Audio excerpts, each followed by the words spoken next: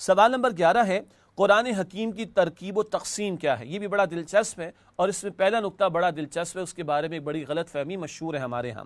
قرآن حکیم کی ترکیب و تقسیم کیا ہے؟ آئیے اس کو سمجھتے ہیں۔ سب سے پہلا نقطہ اس ضمن میں ہے آیات۔ قرآن کی آیات کی تعداد 6236 ہے نا عجیب بات؟ ہم مشہور کیا سنتے آ رہے ہیں؟ 6666 6666، حالانکہ ایسا نہیں ہے۔ قرآن حکیم کی آیات کی تعداد 6236 ہے۔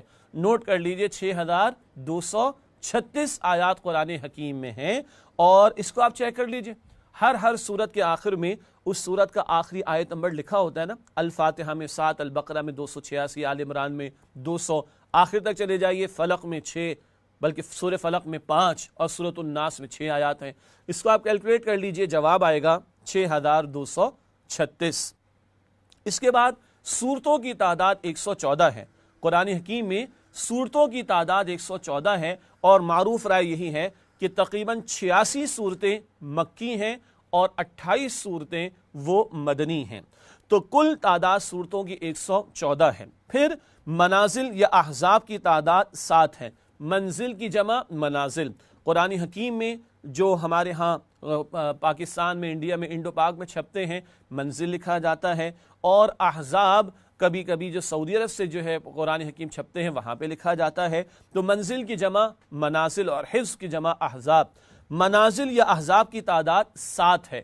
7 منزلیں قرآن حکیم میں ہیں، اور یہ بھی نوٹ فرمائیے گا، یہ آیات کا تعین اور صورتوں کا تعین اور منزلوں کا تعین، 3 باتیں، آیات، صورتیں اور منازل، ان تینوں باتوں کا تعین دور نبوی اور دور صحابہ میں ہو گیا تھا، اور صحابہ کرام رضی اللہ تعالی عنہم اجمعین عام طور پر ایک ہفتے میں قرآن حکیم کی تلاوت مکمل فرما لیا کرتے تھے۔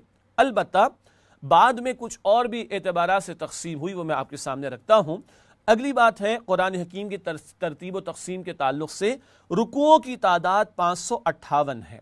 رکوع رکعت سے بنا ہے، بعض طویل صورتیں ہیں، اب ایک رکعت میں کتنی تلاوت کی جائے تو وہ رکوع کا نشان لگا دیا گیا تاکہ تلاوت ایک حد تک مناسب ہو بھی جائے اور بات مکمل بھی ہو جائے، لیکن یہ کام رکوعوں کی کا نشان لگائے جانے کا یہ دور نبوی، دور صحابہ نہیں بلکہ بعد کے دور میں ہوا ہے۔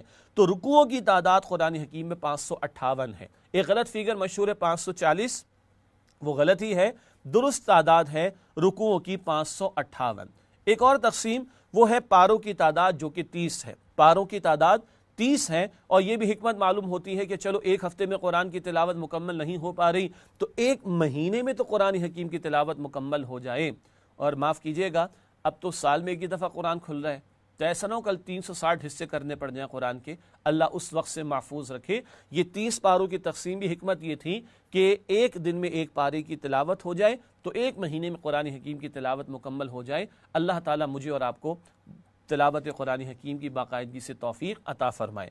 ایک بات آپ کے ذہن میں آ رہی ہوگی، یہ اعراب کا لگنا، زبر زیر پیش کا معاملہ، یقیناً یہ بھی دور نبوی، دور صحابہ میں نہ ہوا، وہاں ضرورت نہیں تھی۔ جب عجمی لوگوں میں قرآن حکیم پہنچا، نان عربس کے ہاں، تب اس کی ضرورت پیش آئی تھی، اور وہ بھی بعد کے دور کا معاملہ ہے۔